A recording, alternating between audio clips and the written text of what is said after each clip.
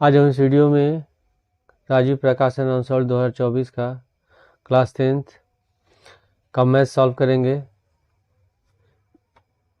इसके पहले वाले वीडियो में हम लोग ने सेट 3 2023 में के पहले भाग में क्वेश्चन नंबर 1 से लेकर के 20 तक ऑब्जेक्टिव किया था सॉल्व। उसके बाद खंड ब में पहले का F तक सॉल्व हुआ था। इसके बाद दूसरा क्वेश्चन है किन्हीं 5 खंडों को हल कीजिए। ये जो क्वेश्चन है 4-4 नंबर के हैं, जिसमें स्टार लगा हुआ है A, B और C। इन तीनों क्वेश्चन को नहीं करना, ये सब NCERT से हट गए हैं, टॉपिक में है ही नहीं।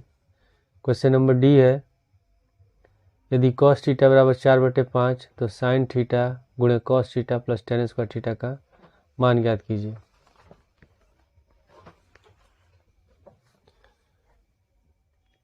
क्वेश्चन नंबर D, क्वेश्चन में लिखा है cos थीटा बराबर 4/5, तो हमको बताना है sin थीटा गुणे cos theta plus tan square theta का क्या मान होगा। तो इसके लिए हमको निकालना होगा sin थीटा और tan थीटा। तो जो cos होता है ये किसका किसका अनुपात होता है। cos होता है आधार और कर्ण का, ठीक है। यानी कि हमको क्या निकालना है, लंब निकालना है। तो पाइथागोरस प्रमेय से लंब बराबर होता है अंडर रूट कर्ण का स्क्वायर माइनस आधार का स्क्वायर। तो कर्ण कितना है, कर्ण इसमें 5, तो 5 का होल स्क्वायर, आधार है 4, 4 का होल स्क्वायर, तो 5 का होल स्क्वायर हो गया 25, 4 का होल स्क्वायर हो गया 16, 25 में 16 घटाएंगे 9 और 9 का वर्गमूल हो जाएगा 3। अब हमको निकालना है साइन थीटा। तो साइन थीटा बराबर होता है लंब बटे कर्ण। लंब इसमें कितना निकला है, लंब निकला है 3, तो 3 लिख देंगे। और कर्ण कितना है, 5 है। उसके बाद फिर हमको निकालना है tan थीटा। तो tan थीटा अनुपात होता है लंब बटे आधार।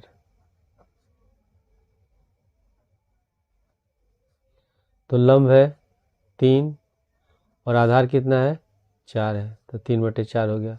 और हम इसको हल करते हैं, साइन थीटा गुणे cos theta plus tan square theta.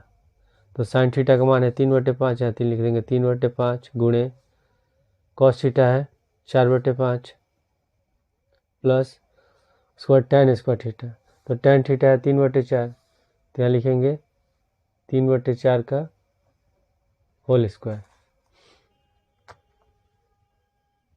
अब यहाँ 3/4 से गुणा करेंगे, 4 3 12, 5 5 25 प्लस उसके बाद 3 का स्क्वायर हो गया 9, 4 का स्क्वायर हो गया 16। अब 16 और 25 कैल्शियम निकालेंगे, तो 16 और 25 कैल्शियम कितना हो जाएगा, ये हो जाएगा 400। 400 हो गया। अब इसके बाद 25 से 400 भाग देंगे, 16 बार जाएगा, तो 16 में 12 से गुणा कर देंगे, तो 16 दूनी 32, 16 3 19 192 और 25 9 हो जाएगा 225। दोनों को जोड़ेंगे, 5 2 7, 9 2 11 1, 2 1 3 1 4, 417/400। ये हो गया इस क्वेश्चन का आंसर। क्वेश्चन नंबर ई, निम्नलिखित बारंबारता सारणी में f का मान ज्ञात कीजिए यदि विद्यार्थियों के प्राप्तांकों का माध्य 25 है। ये प्राप्तांक दिया है, विद्यार्थियों की संख्या दी हुई है, हमको f का मान निकालना है।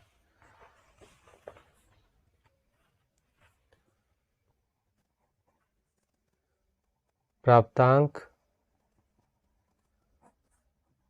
उसके बाद है विद्यार्थियों की संख्या।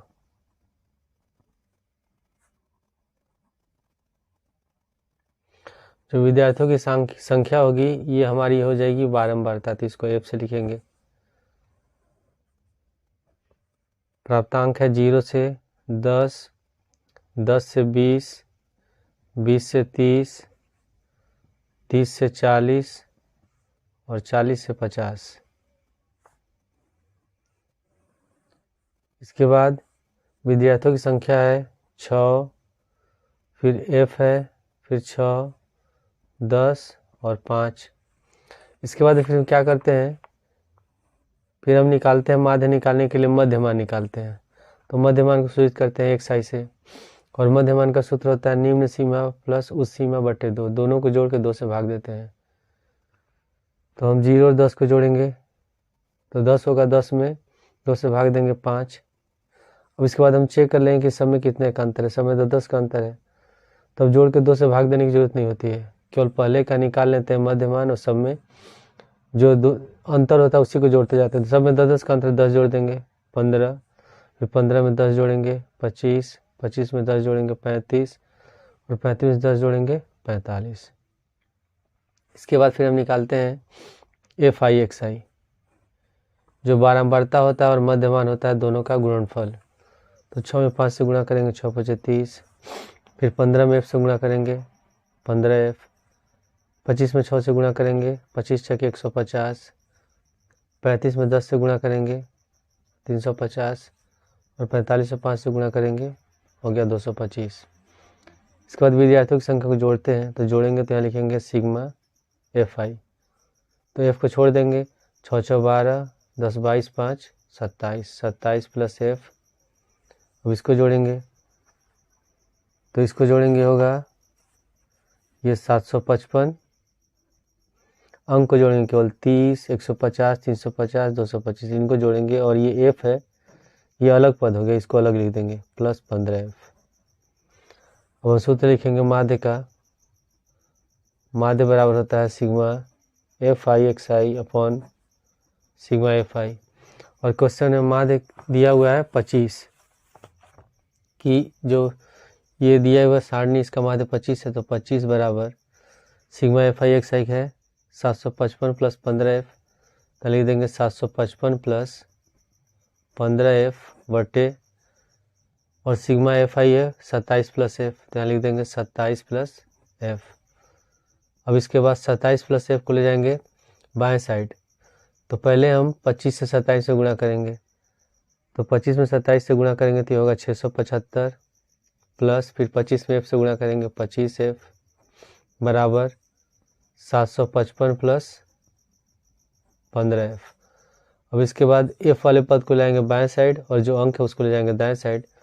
तो पहले लिखेंगे 25F, 15F को इधर लाएंगे तो हो गया माइनस 15F बराबर 755, 625 को ले जाएंगे दाएं साइड माइनस 675, 25 में से 15 घटाएंगे होगा 10F बराबर, इसको घटाएंगे 5 5 गया 0, 15 में 7 गया 8, 80।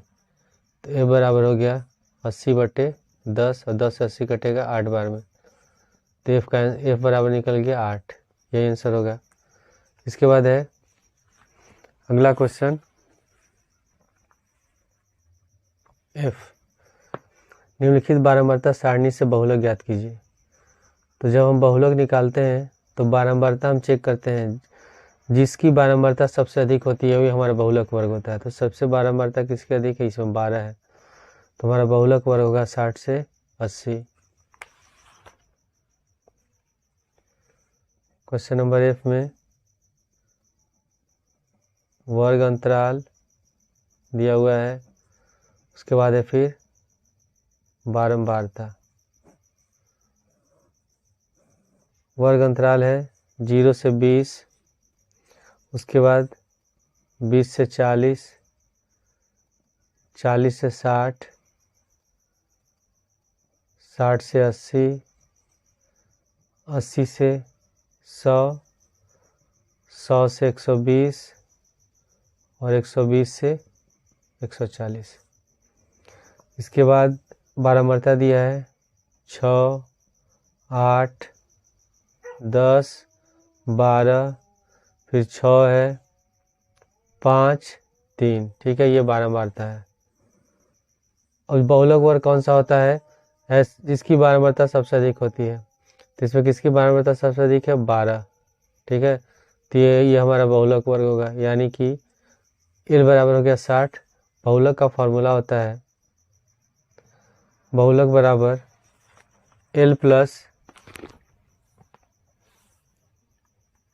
होता है, फिर ब्रैकेट में F1 माइनस F0 बटे 2F1 माइनस, उसके बाद F0 माइनस F2 और गुणे H, ये फार्मूला होता है।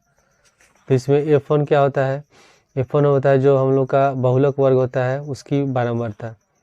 तो 60 से 80 सबसे अधिक बारंबारता यही है, तो हमारा बहुलक वर्ग है 60 से 80, तो L बराबर हो गया 60। उसके बाद इसकी बारंबारता है 12, तो ये हमारा होगा F1 बराबर 12, और 1 का ठीक पहले वाला जो 10 है ये हमारा F0 होगा, तो F0 बराबर 10, और 12 के ठीक बाद वाला ये हो जाएगा F2 बराबर 6। F0 F1 F2 0 1 2 इस तरह याद रखना है अंतर। जो पहला बारंबारता होगा F1 होगा, उसका ठीक पहले वाला F0, बाद वाला F2। उसके बाद फिर सूत्र में क्या है, H जो होता है जो वर्ग अंतराल की सीमा, यानी कितने का अंतर है, 10 का अंतर है, सॉरी 20 का अंतर है, तो H बराबर हो गया 20। अब ये सूत्र लिखेंगे, बहुलक बराबर L plus F1 minus F0 बटे 2F1 minus F0 minus F2 और गुणे H। तो L बराबर कितना है, 60 है, यहाँ 60 लिख देंगे, प्लस F1 है 12 माइनस F0 है 10 बटे 2F1, तो 2 गुणे F1 कितना है 12, तो 12 लिख देंगे, माइनस F0 है 10 और F2 है 6, ब्रैकेट बंद कर देंगे, गुणे H बराबर है 20। तो 60 प्लस 12 में से 10 घटाएंगे, 2 हो गया बटे 12 दूनी 24 माइनस 10 और 6 दोनों माइनस में जोड़ देंगे, माइनस 16 गुणे 20। अभी हो गया 60 प्लस 20 दूनी 40 और 24 में से 16 घटाएंगे, कितना हो गया 8, और 8 से 40 कटेगा 5 बार में, तो 60 प्लस 5 कितना हो गया 65। तो इसका आंसर हो जाएगा 65। अनसॉल्व में जो इसका आंसर दिया है, गलत दिया है, वो आंसर 44 दशमलव कुछ 44 दशमलव, इसका आंसर है 44.7, जो कि गलत आंसर है। इसके बाद है अगला क्वेश्चन,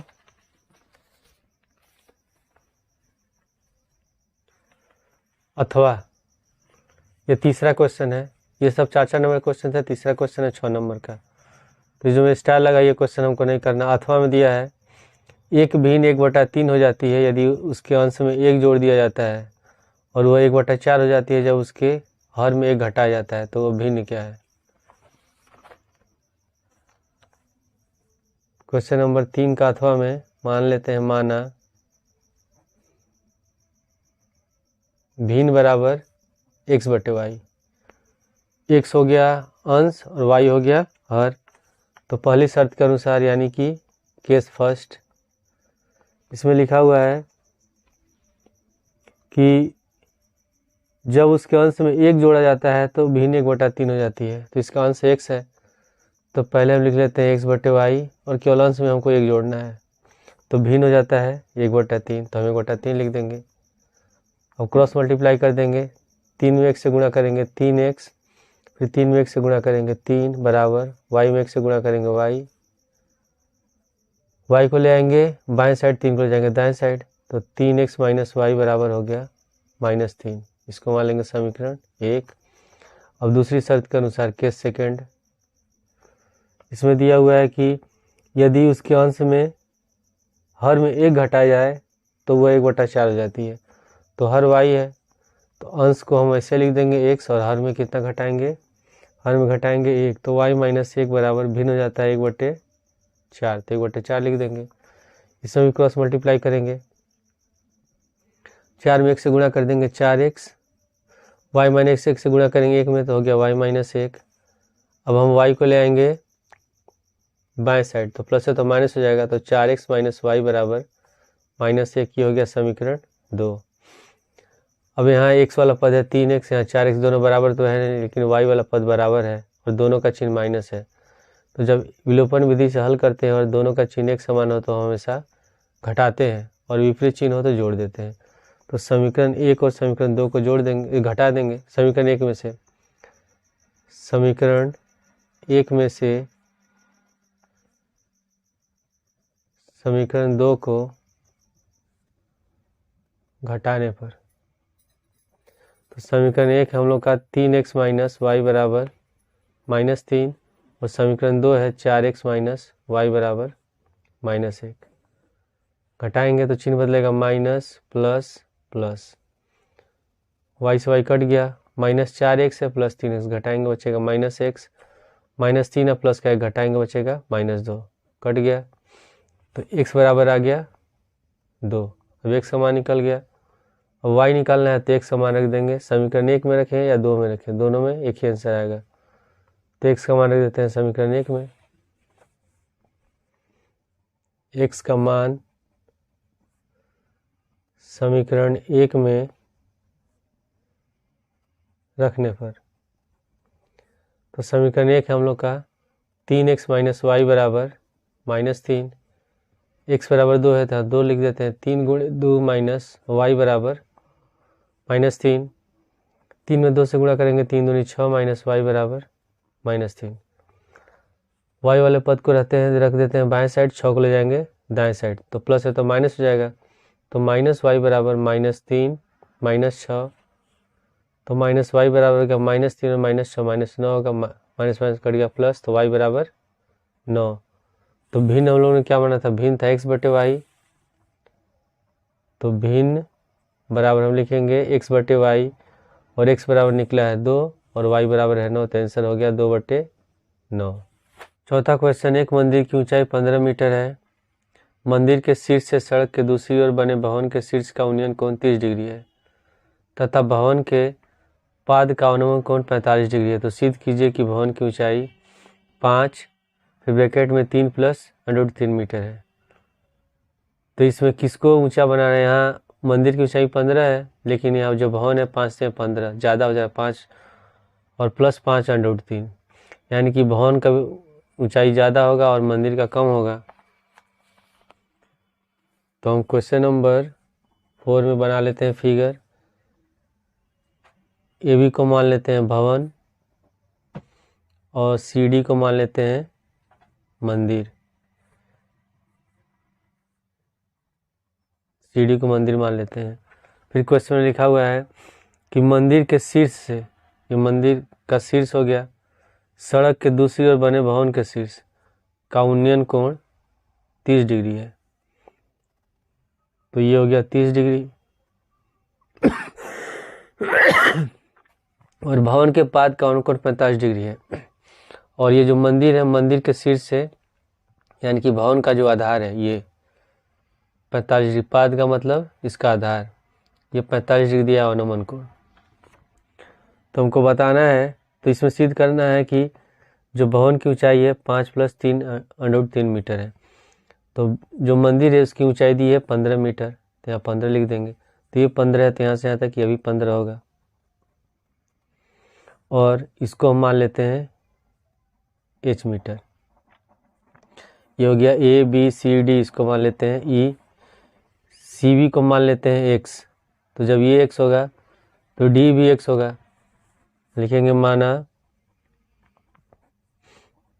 AB भवन है, CD बराबर लिख देंगे CD बराबर 15 मीटर। उसके बाद B बराबर ही 15 है, BC बराबर x मीटर और A बराबर कितना है, A बराबर है h मीटर। उन्नयन कोण है, उन्नयन कोण ADE बराबर है 30 डिग्री, कोण ADE बराबर 30 डिग्री।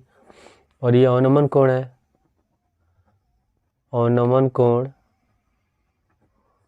कोण DBC बराबर 45 डिग्री, कोण DBC बराबर 45 डिग्री।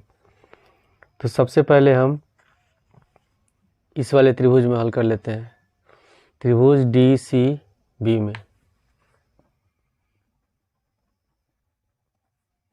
समकोण त्रिभुज डी सी बी में 45 डिग्री बन रहा है, तो tan 45 डिग्री बराबर, tan का होता है लंब बटे आधार, लंब है सी डी और आधार कितना है सी बी सी, और tan 45 का मान होता है 1 बराबर सी डी के 15 और बी सी कितना है x, तो x बराबर निकल गया 15 मीटर। इसको मान लेंगे समीकरण 1। इसके बाद अब लिखेंगे त्रिभुज ए ई डी में, पुनः त्रिभुज ए ई डी में यहाँ कितना डिग्री बन रहा है 30 डिग्री, तो tan 30 डिग्री बराबर, इसमें लंब होगा ए ई, आधार होगा डी, तो ए ई बटे डी ई, ए ई बटे लिख देंगे डी ई, और tan 30 का मान होता है 1/√3, ए बराबर हम लोग माना है h, और ये x है तो ये भी x होगा, तो हो जाएगा h/x, और x बराबर कितना है 15, तो हम x को इधर लाते हैं तो x/√3 बराबर h, तो हो जाएगा h का मान, x का मान रखेंगे 15, तो 15/√3 बराबर h, यहाँ लिख देंगे समीकरण 1 से। अब हम इसका करेंगे परिमेयकरण, क्योंकि हर में जो ये अंडर रूट में है यानी कि अपरिमेय संख्या है, तो h बराबर 15/√3, अंश और हर दोनों में √3 से गुणा कर देंगे, तो h बराबर जाएगा 15/√3 बटे √3 और √3 को गुणा करेंगे 3, ये कटेगा 5 बार में, तो h बराबर आ गया 5/√3। अब हमको बताना है भवन की ऊंचाई, भवन क्या है इसमें ए बी, तो ए बी बराबर क्या लिख सकते हैं ए प्लस बी यानी कि h + 15, तो भवन की ऊंचाई ए बी बराबर 15 + h, तो 15 लिख देंगे, h कितना है 5/√3, तो यहाँ लिख देंगे 5/√3, और दोनों में कॉमन क्या है, दोनों में 5 कॉमन है, तो 5 कॉमन ले लेंगे, तो यहाँ बचेगा 5 से 15, यहाँ बच गया √3। तो यही हम लोग को सिद्ध करना था कि भवन की ऊंचाई है 5 और ब्रैकेट में 3 + √3 मीटर। इसके बाद है अगला क्वेश्चन, यह भी ऊंचाई दूरी से है। इसमें लिखा है एक भवन के शीर्ष से एक स्तंभ के शीर्ष का उन्नयन कोण 60 डिग्री है, भवन के शीर्ष से स्तंभ के पाद का अनुकोण 45 डिग्री है।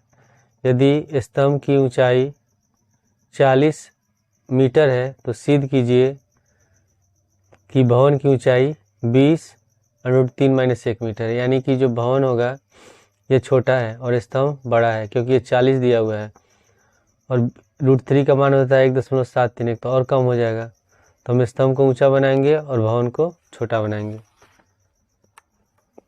अथवा वाला क्वेश्चन है, इसको मान लेते हैं स्तंभ, इसको मान लेते हैं भवन। ए बी सी डी लिखा है भवन के शीर्ष से स्तंभ के शीर्ष का उन्नयन कोण 60 डिग्री है। ये भवन हो गया और ये स्तंभ है। भवन के शीर्ष से स्तंभ के शीर्ष का उन्नयन कोण कब बनता है, जब नीचे से हम ऊपर की ओर देखते हैं। और ये कितना दिया हुआ है, ये 60 डिग्री, ये हो गया 60 डिग्री। उसके बाद लिखा है भवन के शीर्ष से स्तंभ के पाद का अवनमन कोण, यानी ये भवन का शीर्ष है और स्तंभ का पाद यानी कि स्तंभ का आधार का अवनमन कोण है 45 डिग्री। तो ये 45 डिग्री हो गया। तो हमको सिद्ध करना है कि भवन की ऊंचाई 20√3 - 1 मीटर है, यानी कि ये बताना है जो भवन है इसकी ऊंचाई ज्ञात करना है। तो यहाँ से यहाँ तक जो स्तंभ है इसकी ऊंचाई दी है 40 मीटर, तो इसको हम मान लेते हैं h, ठीक है। ये h मीटर हो गया।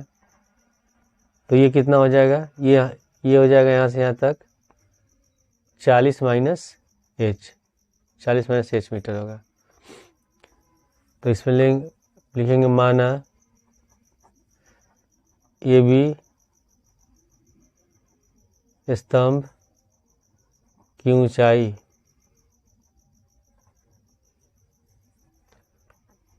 40 मीटर है तथा भवन CD बराबर h मीटर है।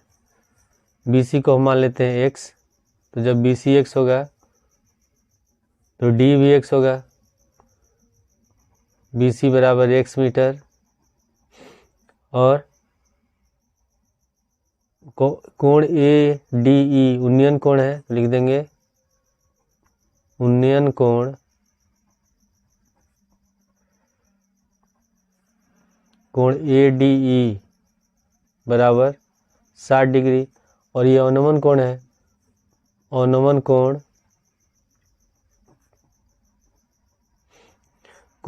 DBC बराबर 45 डिग्री, कोण DBC बराबर 45 डिग्री।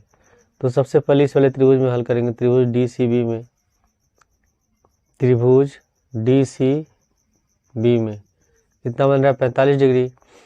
तो tan 45 डिग्री बराबर लंब बटे आधार यानी कि DC बटे BC,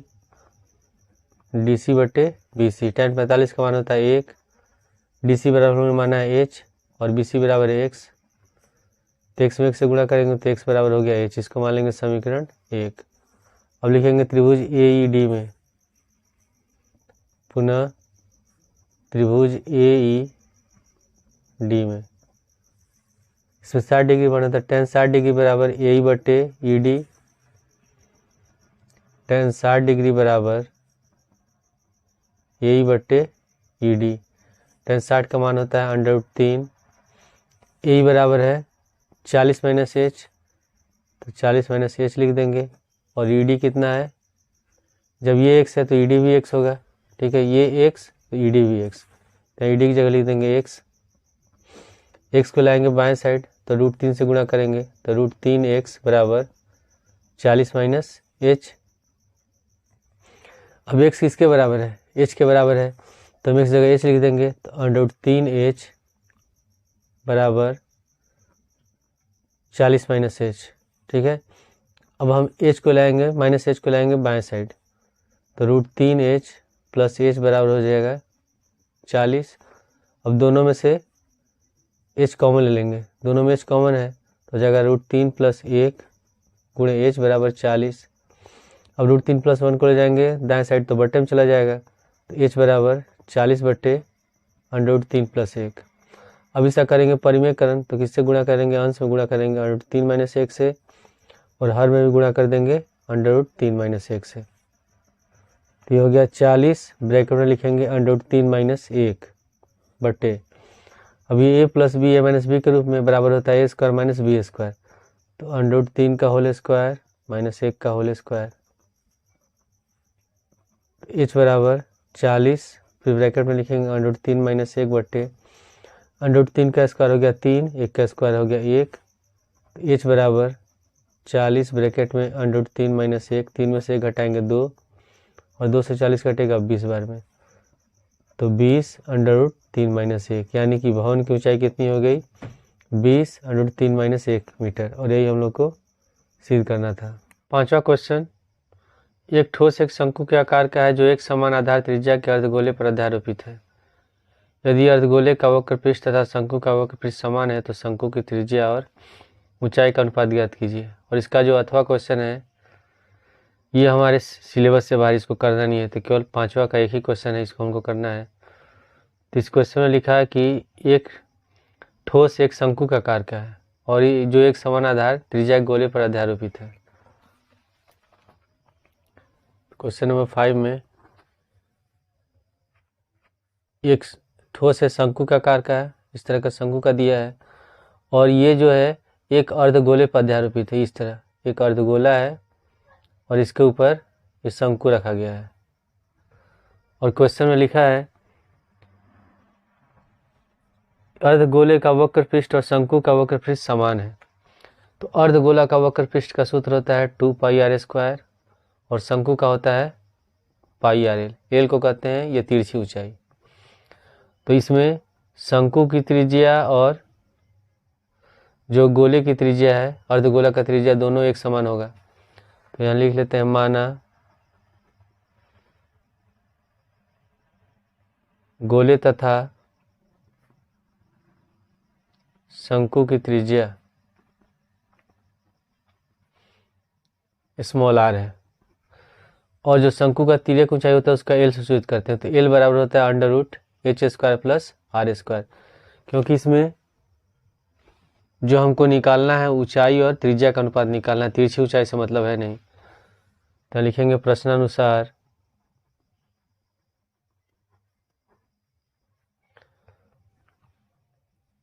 लिखा है इसमें कि अर्धगोले का वक्र पृष्ठ, अर्धगोले का वक्र पृष्ठ बराबर शंकु का वक्र पृष्ठ। तो अर्धगोले का वक्र पृष्ठ का सूत्र होता है 2 पाई आर स्क्वायर और शंकु का होता है पाई आर एल। तो पाई से पाई कट गया, यहाँ लिखेंगे आर स्क्वायर को लिख सकते हैं 2 गुणे आर, और ये हो गया आर गुणे एल। तो एक आर से एक आर कट गया, तो 2r बराबर एल बराबर क्या होता है, एल बराबर होता है under root H square plus R square. तो एल की जगह लिख देंगे under root H square plus R square. अब ये रूट हटाने के लिए दोनों पक्षों में वर्ग करेंगे, दोनों पक्षों में वर्ग करने पर तब हो जाएगा 2r का होल स्क्वायर बराबर under root H square plus R square का होल स्क्वायर। तो 2r का होल स्क्वायर हो गया 4r स्क्वायर, जब स्क्वायर करेंगे तो अंडर रूट हट जाएगा, तो हो जाएगा H square plus R square. अब हम आर स्क्वायर को ले आते हैं बाएं साइड, तो माइनस में हो जाएगा, तो 4r square minus R square बराबर एच स्क्वायर, घटाएंगे होगा 3r स्क्वायर बराबर एच स्क्वायर। प्रश्न में लिखा हुआ है कि त्रिज्या और ऊंचाई का अनुपात निकालना है, तो हम ऊंचाई को इधर लाते हैं, तो आर स्क्वायर बटे एच स्क्वायर हो गया। तो यहाँ कितना बच जाएगा, यहाँ बचेगा 1, 3 को लाएंगे दाएं साइड तो बटे में 3 हो गया। अब आर स्क्वायर बटे एच स्क्वायर ले सकते हैं, आर बटे एच का होल स्क्वायर बराबर 1/3, और जब स्क्वायर हटाएंगे तो इधर हो जाएगा अंडर रूट, तो आर बटे एच बराबर अंडर रूट 1/3। तो 1 का वर्गमूल होता है 1, अंडर रूट 3 का हो जाएगा 3। तो आर और एच का अनुपात कितना हो गया, 1 अनुपात अंडर रूट 3, और यही हमारा आंसर है।